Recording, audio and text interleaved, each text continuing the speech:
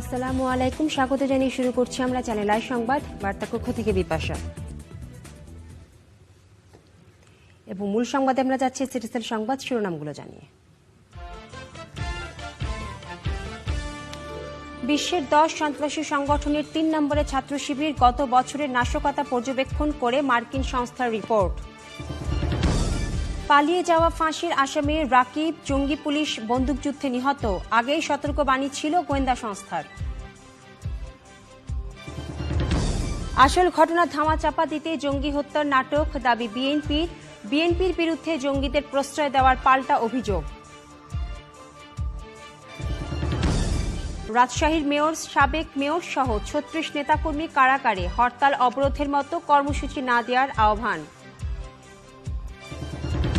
এবং মঙ্গলবার থেকে উপমহাদেশের সেরা ক্রিকেট উৎসব এশিয়া কাপ, ফতুল্লা স্টেডিয়ামে পাকিস্তান শ্রীলঙ্কার ম্যাচ দিয়ে পর্দার উন্মোচন।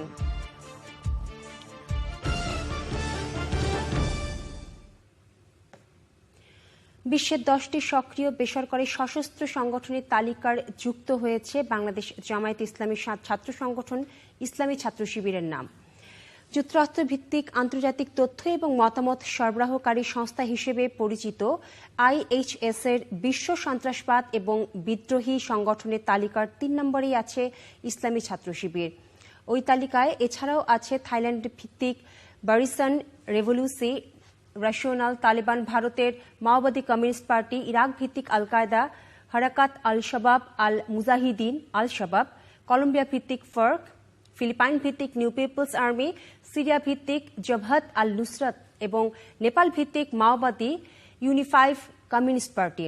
গত বছর বিশ্বব্যাপী জঙ্গি এবং অন্যান্য হামলার ভয়াবহতা বিবেচনায় IHS সূচকটি তৈরি করেছে।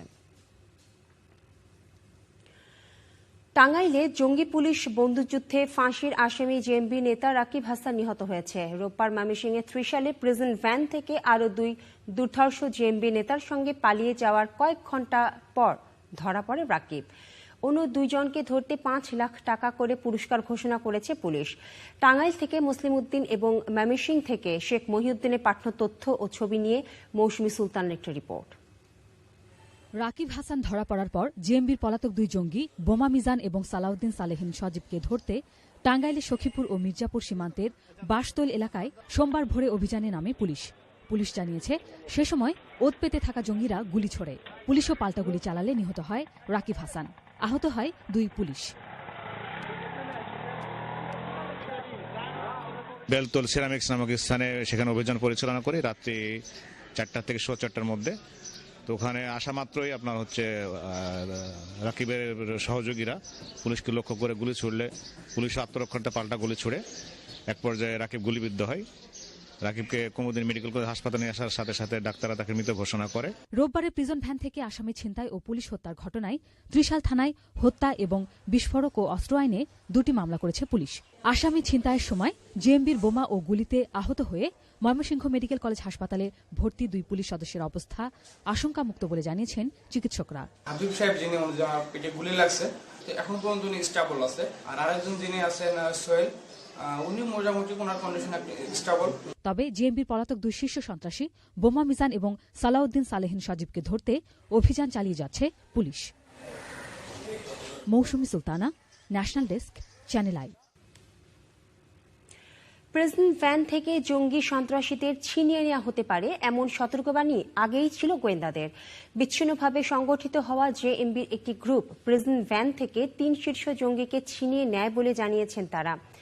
গোয়েন্দা কর্মকর্তারা বলছেন, আল কায়দা প্রধান জাওয়াহিরির কথিত অডিও বার্তায় জঙ্গিরা উদ্বুদ্ধ হয়ে থাকতে পারে। এনামুল কবির উপমের রিপোর্ট।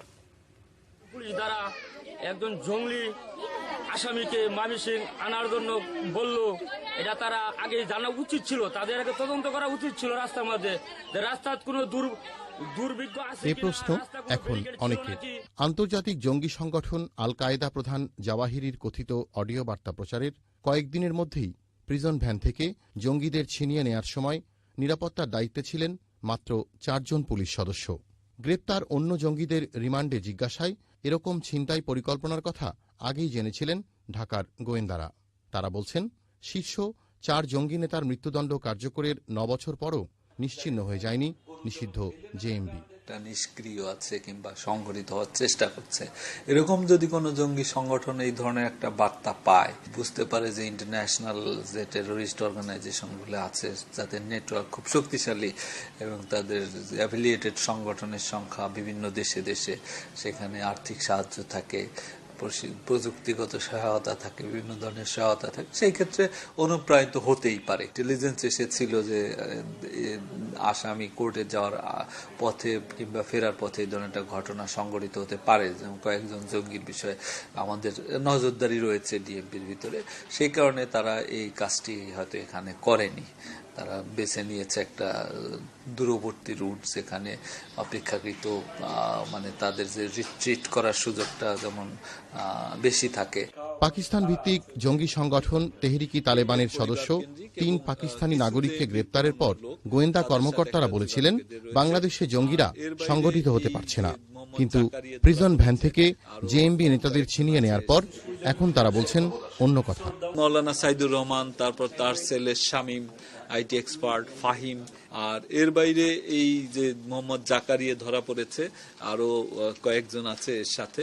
তো এরা একটা গ্রুপ, আর উত্তরবঙ্গ কেন্দ্রিক আরো একটা গ্রুপ রয়েছে। তো এই 3টা গ্রুপের অস্তিত্ব সম্পর্কে আমরা এখন জানি। বিচ্ছিন্নভাবে অর্গানাইজ হওয়ার চেষ্টার অংশ হিসেবে একটা বিচ্ছিন্ন গ্রুপ এই কাজটি করেছে বলে আমাদের কাছে প্রতীয়মান হয়। এই সমস্ত নেতাদের বের করে নিতে পারলে আগের মতো একটা সংগঠন গড়ে তোলা যায় কিনা। জঙ্গি তৎপরতায় এতদিন মূলত বোমা হামলা হলেও রোববার প্রিজন ভ্যান থেকে জঙ্গি নেতাদের ছিনিয়ে নেওয়ার সময় আগ্নেয়াস্ত্র ব্যবহার করে জঙ্গিরা। তাদের গুলিতে নিহত হন পুলিশ কনস্টেবল আতিক। তাই এখন জঙ্গিদের অস্ত্রের মজুত নিয়েও নতুন করে ভাবতে হচ্ছে গোয়েন্দাদের। Enamul Kabir Rupam, channel I, Dhaka. সাজার আদেশ পাওয়া জেএমবির 3 সদস্যের পুলিশের প্রিজন ভ্যান থেকে পালানোর ঘটনায় উদ্বেগ প্রকাশ করেছে বিএনপি। বলেছে এটি সরকারের চরম ব্যর্থতা। পরে ধরা পড়া এক আসামির বন্দুকযুদ্ধে নিহত হওয়ার ঘটনায় বিএনপির ভারপ্রাপ্ত মহাসচিব মির্জা ফখরুল ইসলাম আলমগীর বলেছেন, গোটা বিষয়টি ধামাচাপা দিতে তাকে হত্যা করা হয়েছে। প্রয়াত রাষ্ট্রপতি জিয়াউর রহমানের মাজারে শ্রদ্ধা নিবেদনের পর গণহত্যা নিয়ে প্রধানমন্ত্রীর সাম্প্রতিক বক্তব্য এবং দুদককে আওয়ামী লীগের সাবেক মন্ত্রীদের জিজ্ঞাসাবাদ বিষয়েও মন্তব্য করেন মির্জা ফখরুল। সে সময় বিএনপির নেতারা বলেন, সরকারকে শিগগিরই নির্দলীয় সরকারের অধীনে নির্বাচন দিতে বাধ্য করা হবে।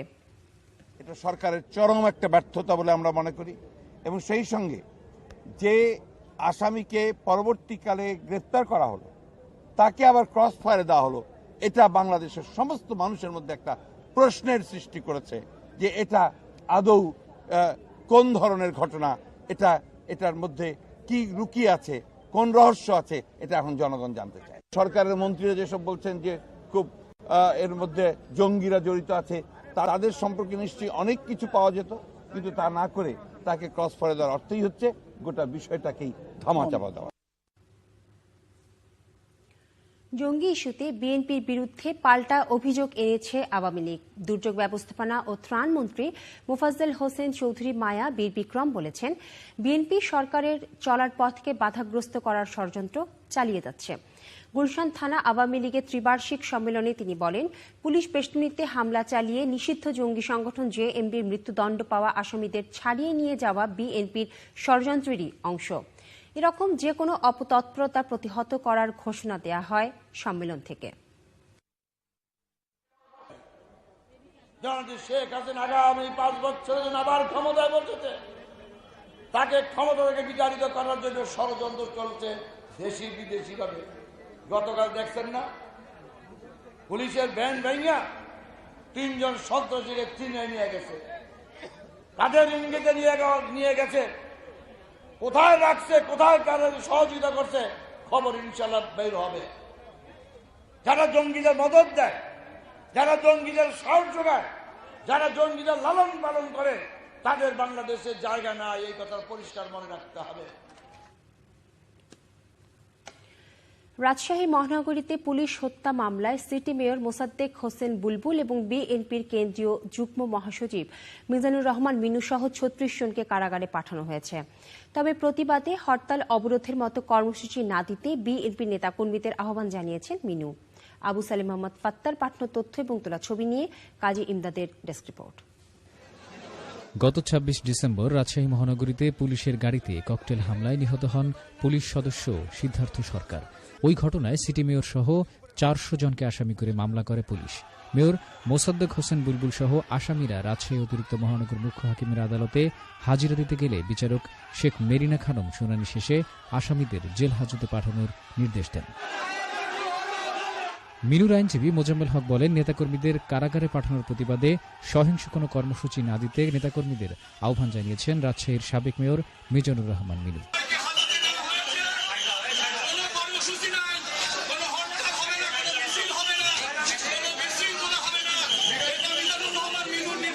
তবে রাজশাহীর মতো